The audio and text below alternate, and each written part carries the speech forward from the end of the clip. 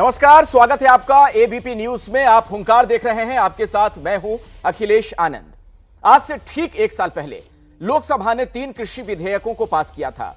वो कृषि बिल जो कानून बनने के बाद भी अभी तक लागू नहीं हो पाए और जिसकी वजह से देश में जगह जगह प्रदर्शन हो रहे हैं।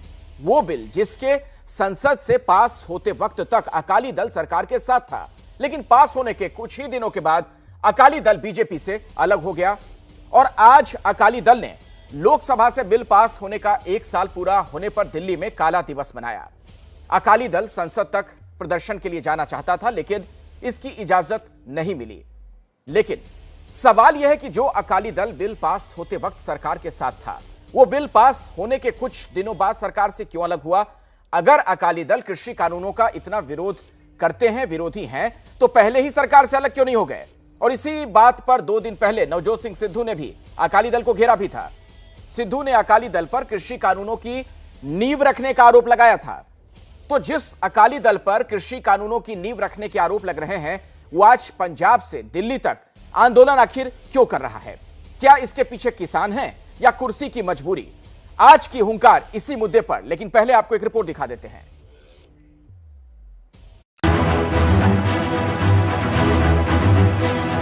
पंजाब से जो लोग हैं वो यहाँ रकाबगंज गुरुद्वारे की तरफ आने की कोशिश कर रहे हैं, लेकिन दिल्ली पुलिस ने जगह जगह पर बैरिकेडिंग की हुई है, बॉर्डर्स को सील किया हुआ है। इस वजह से लोग यहाँ पर कम पहुँच पा रहे हैं। पीर के तरफ से वो काले कानूनों का जन्मदिन है, हमारी तरफ से उन्हीं काले कानूनों का आज जो समाप्ति दिवस के रूप में हम यहाँ आए हैं संसद घेरने के लिए।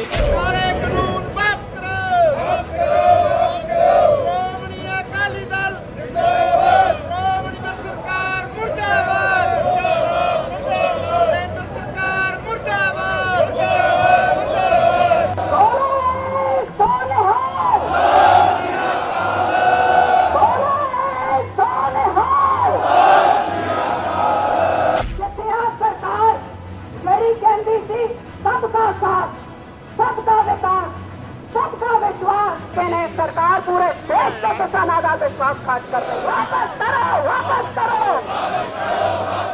वापस करो, वापस करो।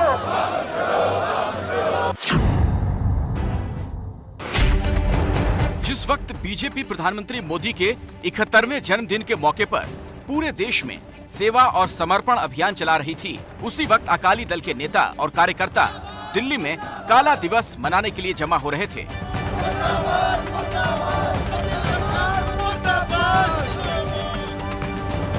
अकाली दल रकाबगंज गुरुद्वारा से संसद तक मार्च निकालना चाहता था, लेकिन पुलिस ने इजाजत नहीं दी।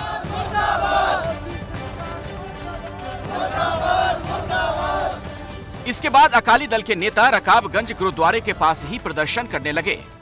पर मैं मोदी साहब ਨੂੰ ਅੱਜ ਸੁਨੇਹਾ ਦੇਣ ਵਾਸਤੇ ਪੰਜਾਬ ਦੇ ਲੋਕ ਆਏ ਆ ਕਿ पूरा पंजाब नहीं पूरा देश मोदी सरकार के खिलाफ होया बैठा है। सरकार मेरी कहती थी सबका साथ, सबका विकास, सबका विश्वास, ना किसानों का साथ दिता, ना उन्होंने विकास बारे सोचा। साल भर से किसान ने नाल अपने सहयोगी पार्टियों के नाल का विश्वासघात किया। जिस कानून के खिलाफ अकाली दल आज पंजाब से लेकर दिल्ली तक आंदोलन कर रहा है, उस कानून के संसद से पास होते वक्त अकाली दल सरकार में साझेदार था। विवाद बढ़ने के बाद अकाली दल ने एनडीए से अलग होने का ऐलान किया। यही वजह है कि कांग्रेस अकाली दल के प्रदर्शन को चुनाव से जोड़ रही है। उस समय तो ये लोग मंत्रिमंडल में थे ना, अकाली दल को उस समय तो कुछ पता नहीं चला, ना उन्होंने कुछ उसमें विद्रोह किया, ना उसमें कुछ अपना विरोध जाके प्रदर्शित किया। जब सड़कों पे पंजाब का आदमी उतर आया और जब अकाली दल को पता चला कि पूरी राजनीतिक जमीन हमारी खिसक गई है, तब उनको याद आया है कि हमको किसान के साथ खड़ा होना है। तो ये जो विरोध है अकाली दल का, ये केवल अपनी खोई हुई राजनीति को बनाने के लिए है। अकाली दल को खुद समझना चाहिए, और जो किसान हितैषी की बात करते सो कॉल्ड अपोजिशन के लोग, वो खुद ही देखे कि हमारे प्रधानमंत्री जी के नेतृत्व में किसानों का कितना योजनाएं आई है। नीम कोटेड यूरिया कौन लिया? हमारे प्रधानमंत्री जी ने लिया। एमएसपी दाम बढ़ाने का कौन काम किया? आज देश का 99.9% किसान आज प्रधानमंत्री मोदी जी के साथ खड़ा है। इन आंदोलन से कुछ नहीं होता। अकाली दल के प्रदर्शन की वजह से आज दिल्ली में ट्रैफिक का बुरा हाल हो गया। सुबह ऑफिस जाते वक्त दिल्ली के विकास मार्ग पर करीब 5 किलोमीटर लंबा जाम लग गया।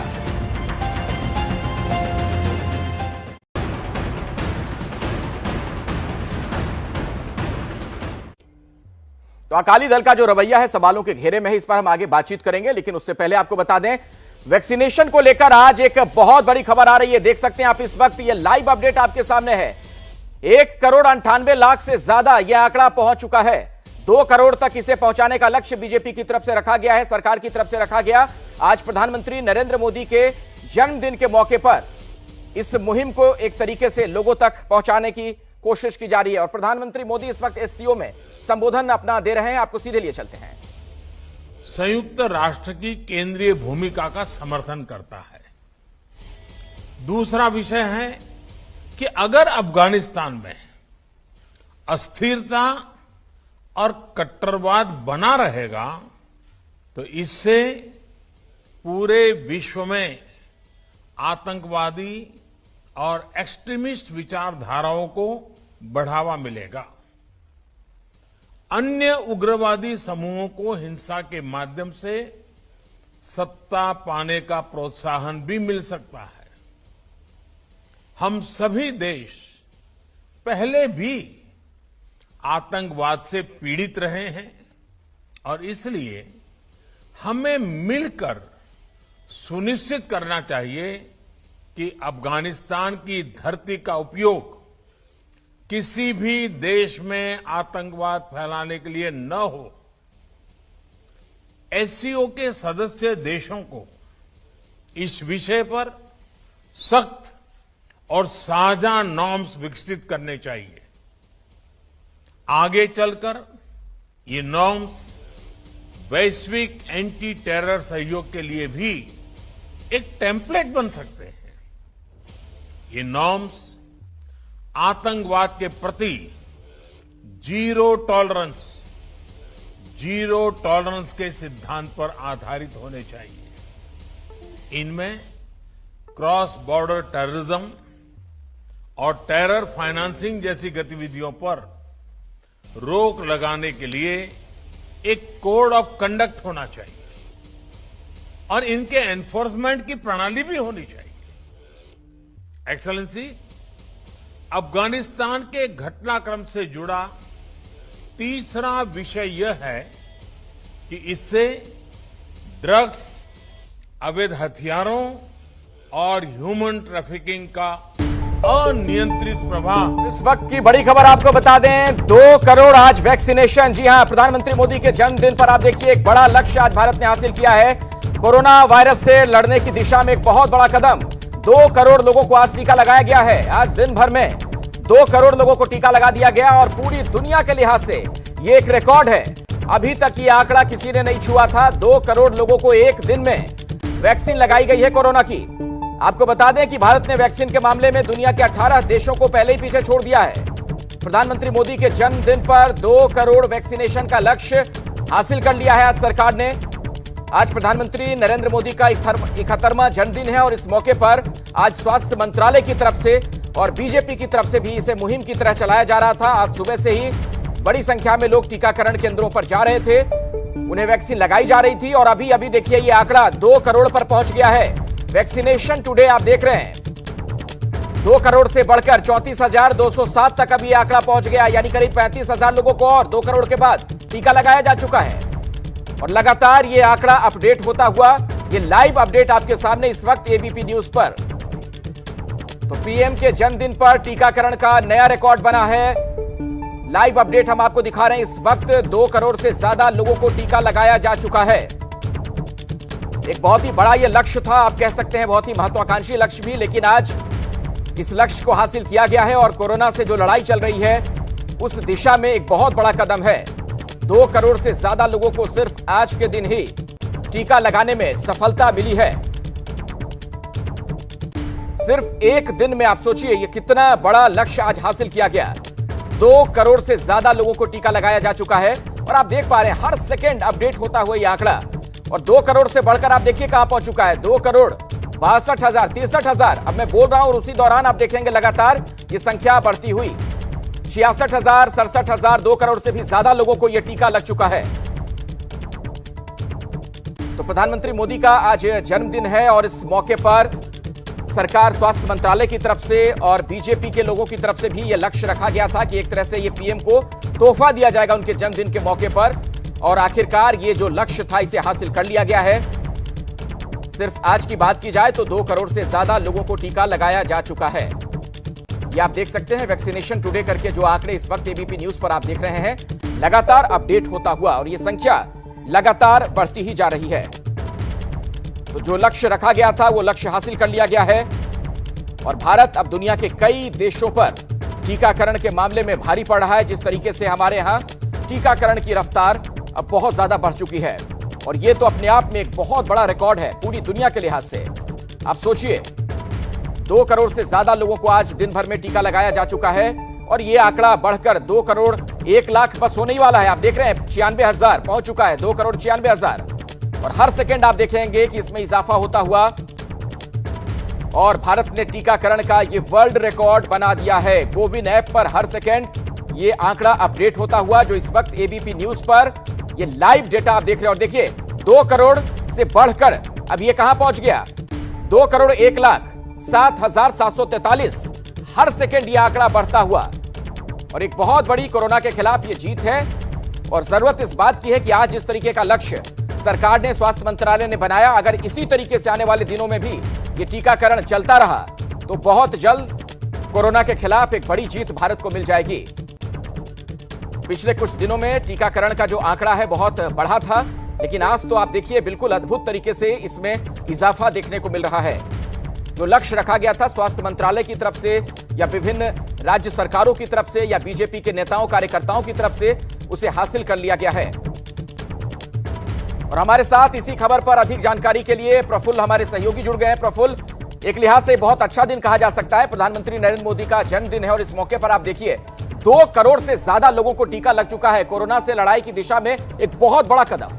बिल्कुल, कोरोना की लड़ाई में ये बहुत बड़ा कदम है क्योंकि एक दिन में इतने टीके किसी भी दिन नहीं लगे। अब तक एक दिन में 1 करोड़ 33 लाख सबसे ज़्यादा वैक्सीन डोज लगी थी, जिसमें दोनों डोज शामिल थी, पहली और दूसरी। लेकिन ऐसा पहली बार है जब एक ही दिन में 2 करोड़ वैक्सीन डोजेज, और अभी भी ये आंकड़ा जो है लगातार बढ़ते जा रहा है। 2 करोड़ 1 लाख से ज़्यादा हो चुका है और हर कुछ सेकेंड में ये आंकड़ा लगातार जो है बढ़ता जा रहा है। मैं आपको बता दूँ कि कल तक 77 करोड़ 24 लाख डोजेज लगी थी और आज अगर ये आंकड़ा 2.5 करोड़ के करीब पहुँच सकता है, क्योंकि अभी भी आंकड़ा बढ़ रहा है, तो ये 80 करोड़ के आसपास पहुंच जाएगा ये आंकड़ा। और मैं आपको बता दूं कि पहली जो डोज थे, मतलब जो जनवरी में जब ये शुरुआत हुई थी, तब पूरे उस महीने में ज़्यादा वैक्सीन डोजेज नहीं लगी थी। तब ये कहा जा रहा था कि रफ्तार धीमी पड़ जाएगी, वैक्सीन डोजेज नहीं है। मई में भी बहुत कम डोजेज थी, 6 करोड़ डोज पूरे महीने लगाई गई थी। लेकिन आज की बात करें तो आज सिर्फ एक ही दिन में 2 करोड़ डोजेज लगाई गई हैं। इससे पहले 3 दिन ऐसे थे जब 1-1 करोड़ से ज़्यादा वैक्सीन डोज लगाई गई थी, यानी 27 अगस्त, 31 अगस्त और उसके बाद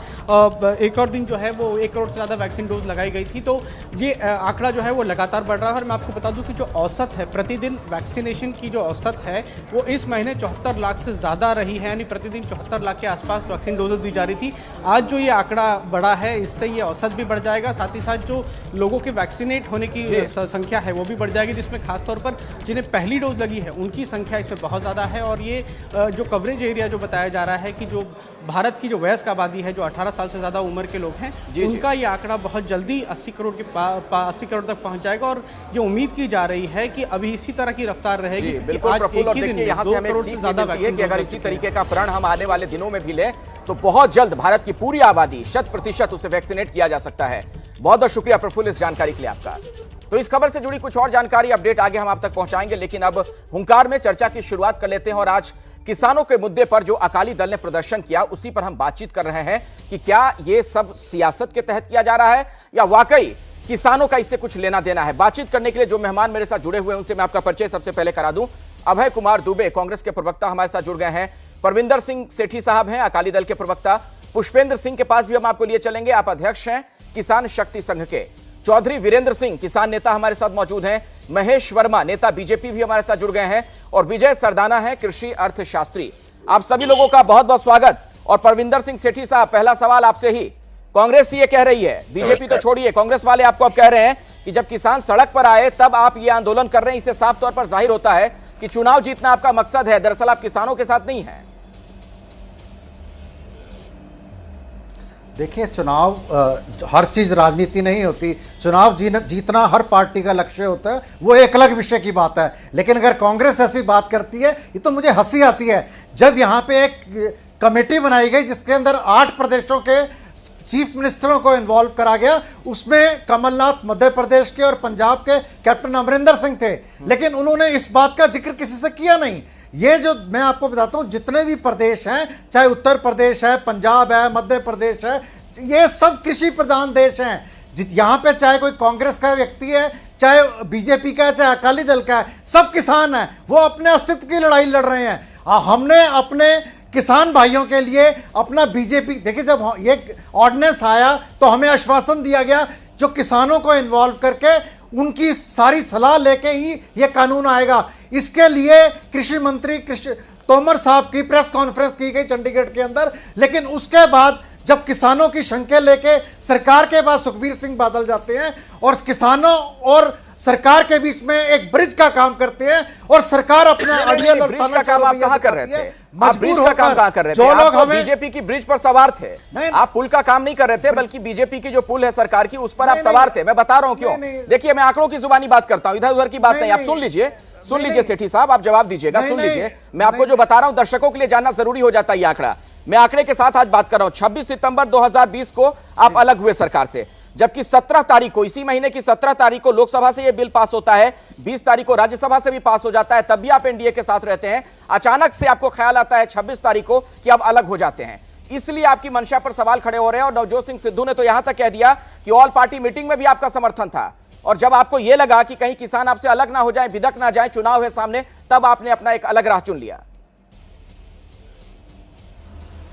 नहीं, देखिए, आप मेरी बात को समझिए। ये एक हमारा इतना लॉन्गेस्ट सर्विंग अलायंस है भारतीय जनता पार्टी के साथ। हमारा विचारिक मतभेद था। हम प्रधानमंत्री जी अगर किसी चीज का आश्वासन देते हैं, गृह मंत्री जी अगर किसी चीज का आश्वासन देते हैं, उसके ऊपर विश्वास करा जाता है। ये तो है नहीं कि इतना बड़ा जो अलायंस है एक दिन में तोड़ दिया जाता है। किसानों की शंकाएं लेके हम सरकार के पास जाते हैं, सरकार आश्वासन देती है, लेकिन उसके बाद जब वो कोई तानाशाह रवैया दिखाती है, अड़ियल रवैया दिखाती है और कोई फैसला नहीं करती, और जिन लोगों ने हमें चुनकर विधानसभा और लोकसभा में भेजा है, उन लोगों की प्रॉब्लम्स के लिए खड़ा होना हर व्यक्ति का, हर पार्टी का, हर नेता का फर्ज है, और हमने वो फर्ज निभाया। आप पॉलिटिक्स नजर आती है तो सवाल खड़े होते हैं। अभय दुबे जी कांग्रेस के नेता हमारे साथ हैं। ये बताइए, आखिर नवजोत सिंह सिद्धू को यह क्यों लग रहा है कि कृषि कानूनों की नींव बादलों ने रखी थी, जो उन्होंने बयान दिया, जो कटघरे में वो अकाली दल को खड़ा कर रहे हैं? ये प्रामाणिक रूप से हमने जारी किया था कि 7 प्रेस कॉन्फ्रेंसेस अकाली दल ने इन कानूनों के समर्थन में की थी अध्यादेश आने के बाद पूरे पंजाब में। लेकिन जब इनको लगा कि इनके पैरों के तले से जमीन खसक जाएगी, किसान सारे नाराज हैं, उसके बाद वे सरकार के खिलाफ खड़े हुए और सरकार का साथ छोड़ा। लेकिन मैं उससे गंभीर बात बताना चाहता हूं, समूचा देश के दर्शक जो ये देख रहे हैं वो जान ले। अभी मोदी जी ने 4 दिन पहले नेशनल स्टैटिस्टिकल ऑफिस के सर्वे ने रिपोर्ट जारी की है। उन्होंने भारत में कृषि क्षेत्र की स्थिति पर बताया है कि किसान खेती से प्रति किसान एक दिन में अर्जित कर रहा है सिर्फ 26 रुपए 67 पैसे, और पशुपालन से अर्जित कर रहा है सिर्फ 16 रुपए 24 पैसे। मोदी जी ने बताया है कि धान के सिर्फ 14.5% किसानों ने समर्थन मूल्य पर धान जुलाई 2018 से जून 2019 के बीच खरीदा, ज्वार के सिर्फ 3%, बाजरा के सिर्फ 2%, मक्का के 4%, रागी के 0 और गेहूं के 9.7%। प्रधानमंत्री जी, आपने तो बड़ी बड़ी व्याख्या की थी कि हमने समर्थन मूल्य के सारे रिकॉर्ड तोड़ दिए, फिर आपकी ये रिपोर्ट क्या खुलासा कर रही है? जवाब दीजिए महेश वर्मा जी, जवाब दीजिए। बीजेपी किसान मोर्चा के नेता हमारे साथ हैं, महेश जी। आखिरी बात, जब तीनों कानून ये स्थगित है तभी संभव हो पाया कि मोदी सरकार ने दाल में पुराना एसेंशियल कमोडिटी एक्ट को लागू किया और दाल के संग्रहण पर कैपिंग कर दी। 200 क्विंटल बड़े व्यापारी और 5 क्विंटल छोटे। ठीक है, मैं इसका जवाब लेता हूं ना। महेश वर्मा जी जवाब दीजिए, आप सुन रहे हैं ना क्या कह रहे हैं अभय दुबे? जी मैं सुन रहा हूं, लेकिन वो बोलना बंद तो करें कम से कम। बोलिए। अभय जी बड़े गंभीर व्यक्ति हैं और मैं उनको एक अच्छा बुद्धिजीवी मानता हूं, उनके और नेताओं की तरह नहीं है ये। मैं ये कहना चाहूंगा कि सर, एक तो थैंक यू। आज का दिन जो है थैंक यू के लिए ही है, जो आज समर्पित है। प्रधानमंत्री का जन्मदिन आज जिस तरह से उन्होंने समर्पित किया देश के लिए, और जिन लोगों ने भी आज भाग लिया, पार्टिसिपेट किया आज ये कोविड के इस महायज्ञ में, उनके हम आभारी हैं, उनका अभिनंदन भी करते हैं। और इसमें अभय दुबे जी भी हैं और हमारे तमाम पैनलिस्ट भी हैं, तो आप सबको थैंक यू। अब रही बात कि देश और किसान के साथ इससे बड़ा फर्जीवाड़ा जो है अब तक कभी नहीं हुआ आंदोलन के नाम पर, जिसका आज 1 साल पूरा होने के ऊपर जो है अकाली दल ने ये तमाशा किया सड़क के ऊपर। सवाल उठता है कि 2006 में जिस अकाली दल ने कांग्रेस के ऐसे ही एक्ट का विरोध करते हुए पंजाब में उस कानून को लागू होने दिया जी, और उसका विरोध करने के बजाय जब 2012 में सरकार में आए बादल साहब, तो उसी को, उस कानून को लागू कर दी, जो तीनों एक्ट से भी ज्यादा कठोर एक्ट है और जिसके तहत जो है पंजाब में किसानों को दंड भी मिला, जेल भी गए, और अच्छा मतलब एक खुशहाल किसान परिवार जो है वहां लुट गया। तो इससे बड़ा कांग्रेस और अकाली दल का फर्जीवाड़ा इस देश में किसान और देश के साथ जो है आज तक न कभी हुआ है। तो मुझे लगता है इस पर पुष्पेंद्र जी को भी मुझे बहस में शामिल करने की आवश्यकता है, जो बात आप कह रहे हैं। पुष्पेंद्र जी, क्या आप भी ये मानते हैं कि अकाली दल का ये दोहरा चरित्र सामने आया है, चूंकि चुनाव नजदीक है इसलिए किसानों के साथ खड़े हो गए? देखिए अखिलेश जी, मैं अकाली दल और कांग्रेस की जो राजनीति है उसमें ना पढ़ के मैं तो इस बात का स्वागत करता हूं कि इन कृषि कानूनों के विरोध में यदि अकाली दल भी सड़क पर उतरा है, पहले कांग्रेस भी सड़क पर उतरी थी, राहुल गांधी जी भी सड़क पर उतरे थे, तो हम तो उसका स्वागत करते हैं, क्योंकि हम लोग जो आंदोलन कर रहे हैं पिछले 10 महीने से वो इन तीनों कृषि कानूनों के विरोध में और जो एमएसपी की लीगल गारंटी के लिए कर रहे हैं। हम भाजपा का ही स्वागत करते हैं कि भाजपा क्या, सुन लीजिए, बात को तो बताइए, सुन लीजिए, में जो कानून लागू है अरे सुन लीजिए, आपके बारे में आपका क्या कहना है? अरे उसके बारे में पुष्पेंद्र जी देखिए, कन्नी मत काटिए, बीच में मत बोलिए, बहुत खराब बहस हो जाती है, मत काटिए, नहीं सवालों अरे सुन लीजिए पहले, आप कन्नी मत काटिए। नहीं सर, ऐसे नहीं चलेगा, झूठ नहीं चलेगा। बोलने नहीं दे रहे मुझे, बारी से रखिए अपनी बात। आप बोलने नहीं दे रहे, चैनल पे आके आपके बीच में हम बोले क्या? चैनल पे आके सिर्फ विरोध करने का, शांत हो जाइए, करने के मनसे से इस तरह से बात करने का ये तरीका ठीक नहीं है। महेश जी, मैं आता हूँ आपके पास, पुष्पेंद्र जी को बोलने दीजिए, मैं आता हूँ आपके पास। पुष्पेंद्र जी बोलिए जल्दी से। हाँ, इनको कम मौका मिलता है बड़े चैनलों पर बैठने का, तो अपने आप को जो साबित करने के लिए कूदने लगते हैं बीच में। शांत होकर के बैठिए, शांति से बैठिए, पूरी बात सुनिए। जैसे मैंने आपको, अरे भैया रुक तो जाइए भाई, रुक जाइए, आप अपनी बारी में बोलिए ना मेरे भाई, जल्दी से। पुष्पेंद्र जी अपनी बात रखिए ना, आप जल्दी रखिए, सुन रहे हैं हम लोग, आपको सुन रहे हैं, बोलिए। दूसरा, मैं तो आपका भी साधुवाद देता हूँ, आपके साथ प्रश्न उठाए और उन्होंने कहा है कि भाई जो है वार्ता होनी चाहिए। उन्होंने कहा है कि 400 रुपए का गन्ने का रेट होना चाहिए, गन्ने का भुगतान होना चाहिए, आवारा पशुओं की समस्या का हल होना चाहिए, बिजली के रेट घटने चाहिए, पीएम किसान में 6,000 की जगह 12,000 रुपए देने चाहिए। आप अपने सांसद की बात का जवाब दे दो, और लोगों की तो बात आप क्या पूछ रहे हो? अपने सांसद की जवाब दीजिए। तो देखिए, यहां से एक बुनियादी सवाल ये खड़ा हो गया है कि चाहे कोई भी दल हो, क्या तमाम दल के जो नेता हैं उनका डबल स्टैंडर्ड ही देखने को मिल रहा है इस पूरे आंदोलन के दौरान? इस पर हम चर्चा को आगे बढ़ाएंगे। मेरे साथ 2 और मेहमान जुड़े हुए, उनका भी हम रुख करेंगे। दरअसल खबर आ गई थी वैक्सीनेशन को लेकर, जो बड़ी खबर आ गई थी, उस चक्कर में बहस की शुरुआत हमने देर से की, तो मैं आपके पास नहीं आ पाया था। विजय सरदाना जी और मेरे साथ चौधरी वीरेंद्र सिंह, इसमें भी तो करीब करीब इस तरह की बातें थी जो केंद्र सरकार के कानून में है, इसमें भी एमएसपी का कोई जिक्र नहीं है। मैं आपसे यह पूछ रहा हूं कि क्यों ना फिर माना जाए कि यह सब कुछ चुनाव के मद्देनजर वोट की राजनीति की जा रही है।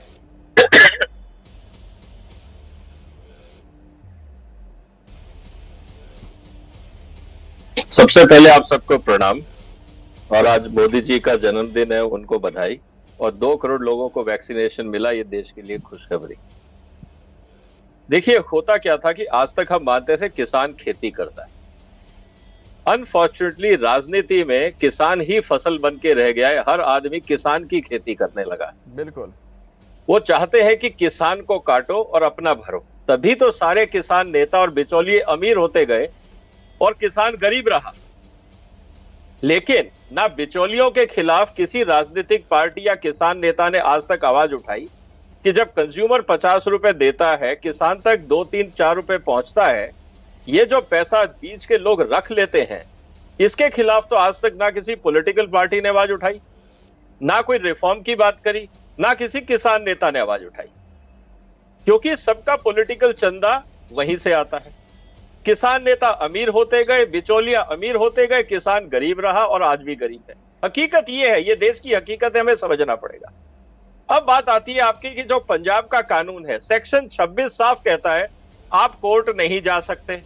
उसी मुद्दे पे वही अकाली दल के नेता और पंजाब के किसान नेता ये कहते हैं कि साहब ये कानून गलत है। उन्होंने अपना कानून नहीं पढ़ा, केंद्र का कानून पढ़ा। अब ये क्या बताता है? दूसरी बात, अगर आप अपने वादे से मुकरते हो तो आपको जेल होगी। केंद्र के कानून में तो ये नहीं है। कहने का मतलब यह है, आज भी आप गरीब किसानों से पंजाब से पूछो क्या होता है। अगर वो अपना पैसा आड़तियों को या बिचौलियों को नहीं देता है, बहुत ही अहम बात आपने कही। मुझे लगता है इसका जवाब पहले परविंदर सिंह सेठी जी को देना चाहिए, उसके बाद हम चर्चा में आगे बढ़ेंगे। और चौधरी वीरेंद्र सिंह आपके पास भी मैं आऊंगा, लेकिन पहले मुझे जरा बताइए परविंदर सिंह सेठी, जो विजय सरदाना कह रहे हैं कि अपना कानून तो आपने नहीं पढ़ा और केंद्र का कानून बहुत अच्छे से पढ़ लिया है। देखिए, मैं आपको बताऊं, इसमें ना 2-3 प्रवक्ता बीजेपी के आ जाते हैं, चाहे विजय सरदाना जी हो या एक दो लोग इस तरह से आते हैं। मैं वही बता रहा हूं। आप एक बात को बताइए, ये बड़े सारे पॉलिटिकल पार्टीज की सुन लीजिए पहले। ये बीजेपी का जितने प्रवक्ता है, इनके पास कंटेंट, उनका कंटेंट नहीं है, वो बीच में बोलना जानते हैं। चुपचाप सुनिए, मैंने आपकी बात चुपचाप सुनी है। देखिए, आप नहीं सेठी साहब, आप नहीं, आप एक बात बताइए, आपने जो कानून बनाया है, एसडीएम में नहीं, एसडीएम के पास जा सकता है, कोर्ट नहीं जा सकता। आपने क्या रिफॉर्म करा? आपने क्या रिफॉर्म करा? आपने जो ये कृषि, जवाब नहीं है। उन्होंने सरदाना साहब ने सही सवाल उठाया है। अरे ये देश के साथ जो फर्जीवाड़ा बोलने दीजिए, ये बीजेपी के प्रवक्ता आंदोलन के नाम पर मुझे पता नहीं बोलने एजुकेशन और पॉलिटिकल पार्टी और चुनाव लड़ने की जो ये सर, ये कोई डिबेट का तरीका नहीं है। बोलने दीजिए महेश जी, परविंदर जी को जवाब तो देने दीजिए, जवाब तो देने दीजिए। वो जवाब दे रहे हैं, उसके बाद मुझे कुछ और लोगों के पास जाना, मैं आता हूं आपके पास। बोलिए जल्दी से परविंदर जी। देखो, मैं बीजेपी के लोगों की बात बताता हूं, ये कभी उनको खालिस्तानी बोलते हैं, कभी आंदोलन जी आप मुद्दे पे आइए ना, छोड़िए। अगर वो डिरेल कर रहे हैं, फिर आप भी तो डिरेल कर रहे हैं बहस को। आप मुद्दे पे आइए, जो आपसे सवाल पूछा गया का मामला है कि आपने अपना कानून नहीं पढ़ा, केंद्र का कानून पढ़ लिया। मैं इनकी बदतमीजी की बात कर रहा हूं। नहीं, इन्होंने क्या रिफॉर्म करा? ये ट्रेड एंड कॉमर्स बिल है जो मल्टीनेशनल कंपनी के पैरों में जाके लौट गए। जो देश की 65% इकोनॉमी है, उसको किसानों को, गरीब किसानों को बेच दिया। किसान कोर्ट नहीं जा सकता। विजय सरदाना ने जो कहा उसका जवाब तो दीजिए। आपके कानून में तो यही प्रावधान के अंदर बीजेपी की पंजाब का कॉन्ट्रैक्ट फार्मिंग, सर, तो आप हमारे को फॉलो कर रहे हैं। आप जवाब किसने लागू किया था? नहीं, आप हमारे को फॉलो कर रहे हैं, आप हमारे को फॉलो कर रहे हैं। चौधरी वीरेंद्र सिंह जी, जो बिचौलिया है, चौधरी वीरेंद्र सिंह जी, आप इतनी देर से सबकी बातें सुन रहे हैं, क्यों ना माना जाए कि सब कुछ खालिश राजनीति है? अभिषेक जी, सेठी जी को इन्हें चुप कर लीजिए। बोलिए। अभिषेक जी, मैं अखिलेश हूँ, वैसे अखिलेश आनंद मेरा नाम है। बोलिए, अपनी बात रखिए। जो है साथी जी, अखिलेश जी, देखिए, मेरा निवेदन इन सारे भाइयों से है। आप बोलिए, सुन रहे हैं साहब। मैं बोल लूंगा, मेरे बात डिस्टर्ब कीजिए प्लीज। मैं नहीं बोला किसी के बीच में बात। देखिए अखिलेश जी, मैं तो अभिषेक जी, ये भैया हमें तो इतना पता नहीं, गांव में रहने वाले शायद कम जानते हैं, पुष्पेंद्र जी भी कम जानते होंगे, हम भी कम जाने। ये ज्यादा लोग समझदार हैं, बहुत सारे लोग पढ़ के आवे। आप अगर इसे, आनंद साहब, अगर आप इसे कानूनों को देखो तो कोई कानून कंपल्शन नहीं है, ऑप्शनल है। आप फसल जो है मंडी में बेचो या ना बेचो, आप कॉन्ट्रैक्ट फार्मिंग करो या ना करो, आप किसी को नहीं तो अपने घर में रख लो, कौन मना कर रहा? अरे बाबा, कहाँ कंपल्शन है इसमें? अरे ये तो ऑप्शनल है। गवर्नमेंट ने, खेती तो पहले भी हो रही थी, कानून लागू हुए, जो चाहे वो लागू करे, वो अपने ऊपर इसे ग्रहण करे, ना चाहे ना करे। लेकिन ये जो जबरदस्ती की बात है, भाई अगर एक ऑप्शन किसान को दिया जा रहा है, कोई मंडी बेचना चाहे बेच लो ना, कॉन्ट्रैक्ट फार्मिंग करवा लो। अगर नहीं चाहता तो अपनी जमीन, आप कोई जबरदस्ती हो गई क्या? समझ में नहीं बात आ रही हमारी। साल भर हो गया गाने गाते गाते, यही राग गा रखा है, यही राग भोपाली देशवाली कौन सा है, उसी राग का रिकॉर्ड चढ़ा हुआ है ये। वहीं जवाब दीजिए पुष्पेंद्र जी। भाई ऐसा नहीं है, पुष्पेंद्र जी भी खेती जाने मैं भी जानू, लेकिन ये जो नॉन फार्मिंग फार्मर आवे ना, इन्हें पता कुछ है नहीं, खामे खा चबोटबाजी करे हम। जवाब दीजिए पुष्पेंद्र जी, वो कह रहे कोई कंपल्शन थोड़ी ना है, जबरदस्ती मामले को तोड़ दिया जा रहा है। ये साल भर से कागज ढूंढ रहे हैं, एक साल से कागज ढूंढ रहे हैं, कागज आए तो मिली नहीं। हाँ, देखो इस विषय में इन कानूनों के विषय में यूनिवर्सिटी ऑफ पेंसिल्वेनिया की स्टडी आई है, लंदन स्कूल ऑफ इकोनॉमिक्स की स्टडी आई है, कई चैनलों पे आप भी मेरे साथ रहे हो, मैंने उनको कोट करते हुए बताया भी है। कीनिया देश में इस तरह के कानून लागू होते वहां की है, रीगन के जमाने में अमेरिका में ये इसी तरह के कानून लागू हुए थे, उसकी स्टडी है। अरे भाई उनमें सब में किसानों की दुर्दशा अंत में हुई है, ये सारी चीजें उसमें है, इस बारे में बार बार हम लोग बहस कर चुके हैं। दूसरा, लघु और सीमांत किसान की बार बार ये बात करते हैं, तो उसी के लिए तो हम एमएसपी की लीगल गारंटी चाह रहे हैं जी। आज टेलीकॉम सेक्टर की बात छपी है, चलिए तो इस गारंटी से सरकार क्यों बच रही है, इस पर मैं बहस को आगे बढ़ाऊंगा, मजबूरी है। कृषि कानून के विरोध में शिरोमणि अकाली दल ने आज प्रदर्शन किया। कांग्रेस कह रही है कि शिरोमणि अकाली दल वाले राजनीति कर रहे हैं, शिरोमणि अकाली दल वाले कांग्रेस पर यही आरोप लगा रहे हैं, और ये दोनों पार्टियां बीजेपी पर आरोप लगा रही है। मतलब हर कोई एक दूसरे पर आरोप लगा रहा है। तो बड़ा सवाल ये कि किसानों का वाकई में हितैषी कोई है क्या, या सिर्फ राजनीति हो रही है।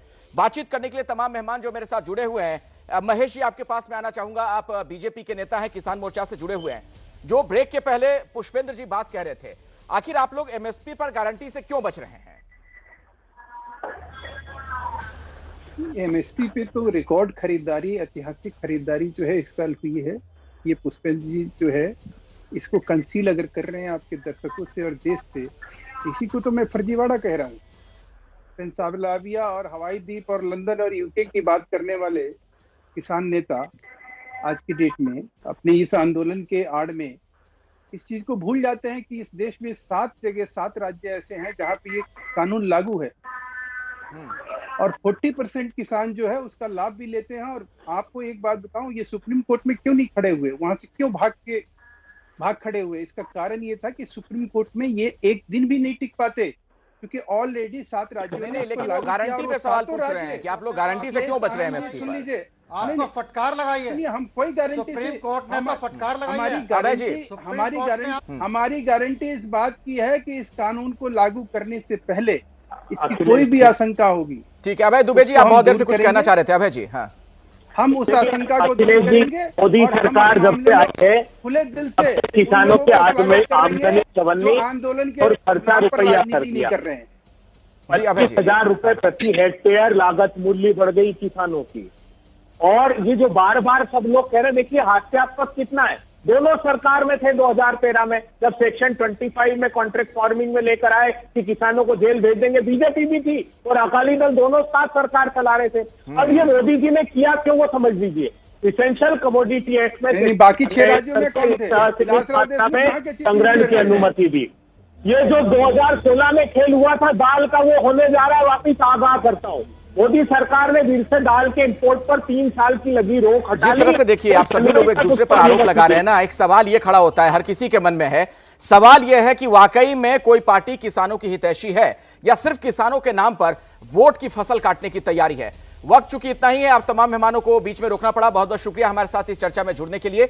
इस वक्त की एक बड़ी खबर और अच्छी खबर आपको बता दें, देश में वैक्सीनेशन का काम तूफानी रफ्तार से चल रहा है। प्रधानमंत्री मोदी के जन्मदिन पर 2 करोड़ टीका लगाने का लक्ष्य रखा गया था, जिसे शाम 5 बजे के करीब ही पूरा कर लिया गया, और अभी भी काफी तेजी के साथ वैक्सीन लगाई जा रही है, और अब तो यह आंकड़ा 2 करोड़ 11 लाख के पार चला गया है।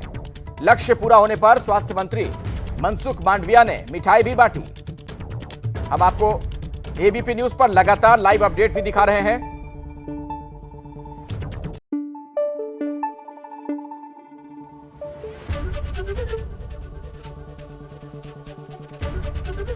एबीपी न्यूज आपको रखे आगे।